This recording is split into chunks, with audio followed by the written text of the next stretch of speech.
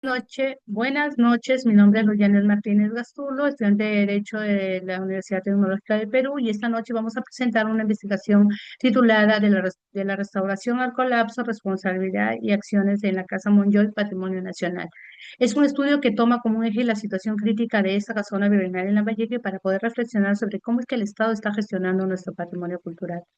La Casa Monjoy es una joya virreinal de Lambayeque colonial. eh, Tiene el balcón colonial más largo de América, que mide 67 metros. Fue construida en el año 1751 y declarada Patrimonio Nacional en el año 1963, lo que la convierte en un símbolo histórico y arquitectónico de gran valor para nuestro país. Pese a haber sido restaurada en el año 2010 con más de 1 millón de soles para poder convertirla en un espacio cultural y turístico, la falta de mantenimiento y las obras de saneamiento ejecutadas sin una adecuada protección patrimonial provocaron filtraciones, hundimientos y el colapso parcial del balcón,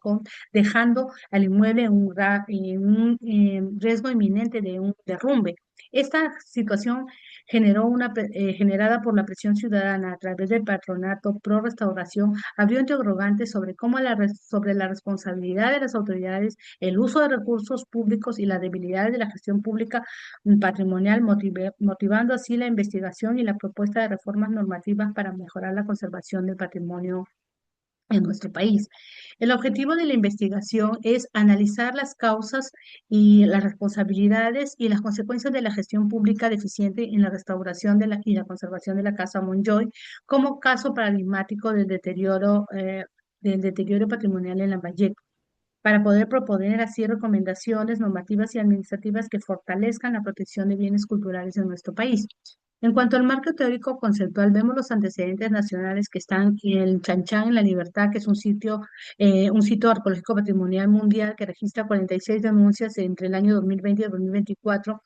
por invasiones, trochas ilegales, uso de maquinaria pesada que pone en riesgo zonas intangibles, evidenciando así una débil vigilancia. Está también la zona arqueológica de Hermatambo en el Morro Solar en Lima, donde empresas realizan excavaciones sin autorización, lo que muestra cómo es que las intervenciones privadas sin control afectan las áreas arqueológicas protegidas. El Centro Histórico de Lima en el Cusco y Arequipa. Entre el año 2020 y 2024 se sancionan demoliciones, ampliaciones ilegales en inmuebles monumentales con más de 200 resoluciones, predominando en Cusco, que esto está demostrando que hay un urbanismo predatorio y una supervisión municipal insuficiente. En cuanto a las restauraciones de templos cusqueños y limeños, con el apoyo de Getty Conservation Institute, proyectos como Cuñotambo o la Catedral de Ica sufren años de retraso por burocracia y falta de presupuesto, pese a contar con asistencia técnica internacional. En cuanto a la demolición de la casa histórica del RIMAC, la demolición es de una casona en Rima, muestra cómo es que un inmueble de valor histórico fue intervenido en el marco de un proyecto urbano sin cumplir adecuadamente con estudios de impacto patrimonial, ni siquiera con los procedimientos especiales que exigen las zonas monumentales, lo que generó cuestionamientos por vulneración de la protección constitucional del patrimonio y evidenció así la falta de una coordinación entre lo que son las autoridades locales y el Sistema Nacional de Cultura. Esta experiencia se ha convertido en un ejemplo de cómo es que las decisiones de mejoramiento urbano pueden terminar con una pérdida irreparable de bienes históricos cuando no se respetan las normas específicas de la tutela patrimonial. En cuanto a los antecedentes internacionales, podemos ver el Acrópolis en Atenas, donde las restauraciones financiadas por la Unión Europea arrastran más de 5 décadas de demoras por burocracia, lo que está provocando que las estructuras queden expuestas a la combinación y manteniendo andamios de manera permanente. En cuanto a Machu Picchu, viendo desde el punto de vista de la UNESCO, observa una sobrecarga turística, donde hay 5.600 visitantes diarios frente a un límite de 2.244, porque hay también una falta de señalética adecuada, problemas de la gobernanza en la unidad de gestión, con advertencias sobre la necesidad de actualizar el plan maestro. En cuanto al Taj Mahal en la India, este monumento sufre una decoloración y una erosión y una contaminación en los controles ambientales, con controles ambientales insuficientes, ya que pese a planes de protección no se están aplicando con rigor y ponen en riesgo su condición de patrimonio mundial. En cuanto a Petra, Jordania, enfrentan colapsos de riesgos en el SIC y en fachadas emblemáticas por falta de un mantenimiento integral y una coordinación deficiente entre las autoridades y la ausencia de un plan de gestión completo que, según reiteradas observaciones por parte de la UNESCO.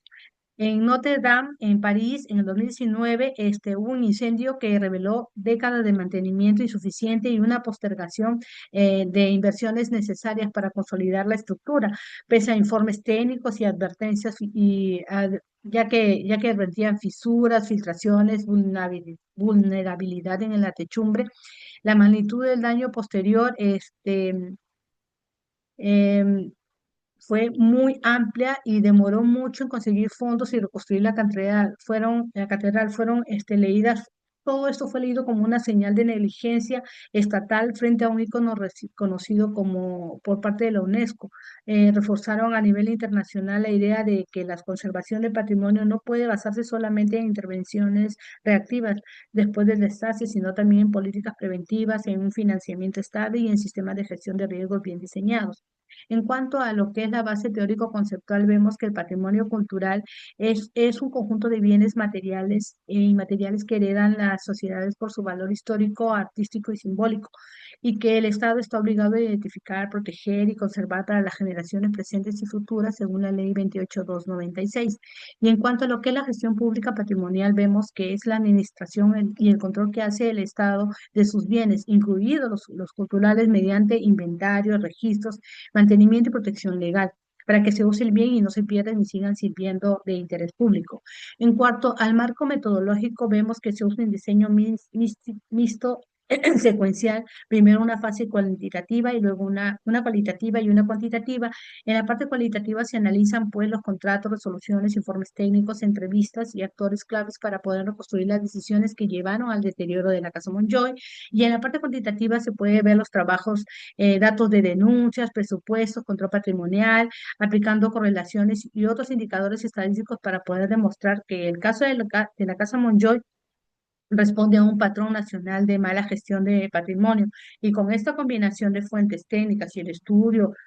obtiene una evidencia suficiente para poder sustentar la propuesta de reformas legales y administrativas. En cuanto a la problemática, vemos de que gira en torno a que la Casa Monjoy, pese a haber sido restaurada en el año 2010 con más de 1 millón de soles en fondos públicos, hoy se encuentra al borde del colapso por decisiones y omisiones de la propia administración que estaba encargada de protegerla. Estas obras de saneamiento ejecutadas en las calles vecinas provocaron pues infiltraciones, hundimientos que dañaron la estructura. Em, Mientras que la municipalidad no destinó tampoco ni siquiera un presupuesto de mantenimiento, ni activó mecanismos eficaces de coordinación con el Ministerio de Cultura. Esta situación pues nos está reflejando que el problema es mucho más amplio. En todo el país también se acumulan denuncias por intervenciones ilegales, un urbanismo agresivo, un turismo que resulta insuficiente para poder frenar este deterioro. A ello se le suma una política que resulta pública, eh, que está privilegiando obras civiles a corto plazo sobre la inversión sostenida en lo que es la conservación. En cuanto a lo que es la interrogante del problema de investigación, podemos ver que cuáles son las fallas institucionales en la gestión pública patrimonial de la Casa Monjol y qué reformas normativas de la Ley 28296 y directivas municipales proponer para poder integrar la responsabilidad objetiva, presupuestos preventivos obligatorios y una coordinación interinstitucional en lo que es la conservación de bienes culturales peruanos. En cuanto a lo que es objetivos específicos, podemos ver primero identificar las fallas institucionales en el proyecto de restauración de 2010, liderado por la Municipalidad de Lambayeque y Copesco, incluyendo la inversión, ejecución y mantenimiento posterior. Segundo, examinar el impacto de las obras públicas colindantes y la ausencia de un presupuesto preventivo, según informes de los colegios profesionales y reportajes. El tercero, evaluar las acciones ciudadanas del Patronato Pro Restauración y obstáculos administrativos en los términos de referencia. accediendo así a documentos vía ley de transparencia. En el cuarto, comparar el caso con antecedentes nacionales e internacionales de negligencia patrimonial para extraer lecciones aplicables a la gestión cultural peruana. En quinto, formular una propuesta de reforma para planes estratégicos de turismo y conservación alineadas con los estándares de la UNESCO y la Ley General de Patrimonio Cultural. En cuanto a los elementos, este cuadro puede ver que nos sintetiza un diseño básico de lo que es el proyecto de investigación sobre la Casa Monjoy. En ello se identifica como sujetos responsables a la municipalidad, al provincial de Lambayeque, al Ministerio de Cultura, al PAN Copesco, como financiador y como actores afectados al propio bien patrimonial, a la ciudadanía organizada a través del Patronato Pro Restauración y el Comité Pro Casa Monjoy, y también incorpora a los colegios profesionales como fuente de informes técnicos o que alertan sobre el daño estructural. En el objeto, el cuadro señala pues que se busca declarar a la Casa Monjoy como eje de análisis de protección y de conservación y puesta en valor, examinando así la responsabilidad de la municipalidad y la coordinación con el Ministerio de Cultura, así como la situación de los TDR en 2023 y el proyecto de que la ley lo declara de interés nacional. En el medio se puede precisar de que se utiliza un enfoque mixto cual y cuantitativo, y en la finalidad se plantea como propósito fortalecer la protección jurídica administrativa del patrimonio cultural mediante las reformas de la Ley 28296, la creación de seguros pro restauración, fondos preventivos y mecanismos de coordinación interinstitucional alineados con las exigencias de la UNESCO. En lo que es el desarrollo de la investigación, se centra en demostrar cómo la gestión pública deficiente llevó a la Casa Monjoy a restaurada con recursos públicos importantes, termine nuevamente en un grave estado de deterioro. Se puede partir desde identificar las omisiones concretas de la Municipalidad de Lambayeque en las obras de saneamiento sin evaluar el impacto patrimonial, la ausencia total de un presupuesto de mantenimiento y la falta de coordinación con el Ministerio de Cultura. Metodológicamente, el trabajo combina dos niveles, y el primero una fase cualitativa, que le explicamos anteriormente, y la fase cuantitativa. Y con esta base, el desarrollo del estudio no se queda solamente en describir el problema, sino que avanza hacia la formulación de una propuesta normativa concreta sobre el artículo 28.296. En cuanto al cual vemos el cuadro de la propuesta normativa, podemos ver que se plantea reforzar la ley 28.296 desde cuatro ejes. Primero, se crea el artículo 22.2 bis, que obliga a que toda obra pública privada dentro del radio de 100 metros de un bien declarado patrimonio cuente con una evaluación de impacto patrimonial aprobada por la DDC y que pague una tasa de Fondo Nacional de Conservación Preventiva, y si se incumple se aplica una responsabilidad objetiva de multas hasta 500 UIT y paralización inmediata de la obra. En cuanto al segundo punto, mediante el artículo 22.3 se exige que si toda restauración financiada con fondos públicos, COPESCO, municipalidades, etcétera, destine un 2% anual del monto invertido a mantenimiento preventivo durante 10 años bajo la autoridad de la Contraloría.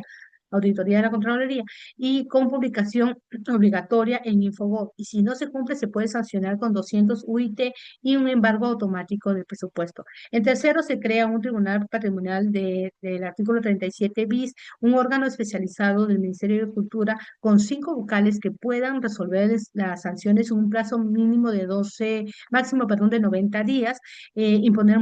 multas hasta de 1000 UIT, dictar medidas cautelares como para la paralización de obras y garantizar la participación vinculante de los patronatos ciudadanos financiados con el 0,5% de la recaudación de COPESCO. El cuarto, se amplía el artículo número 30, incorporando uno nuevo, el 30.4, que obliga a que todo bien declarado patrimonio cuente con un plazo de 12 meses con un plan maestro de conservación de turismo homologado por el Ministerio de Cultura y cuando corresponda por UNESCO, y que este plan debe fijar una carga turística máxima con señalética, control de aforo y un sistema de monitoreo GEIS y un deterioro estructural. La coordinación obligatoria del DDC, las municipalidades y patronatos y un presupuesto preventivo de anual de un mínimo de 2% del valor de la restauración con sanción de 200 UIT y un embargo del presupuesto si no se presenta. En cuanto a las conclusiones, podemos ver que esta investigación concluye que la Casa Monjoy llegó nuevamente a un borde de colapso, no solamente por falta de recursos, sino por una mala gestión pública, obras colindantes y todo lo anteriormente mencionado. Ante ello, el trabajo propone reformar la ley 28.296 para pasar de una lógica reactiva a una preventiva, incorporando evaluación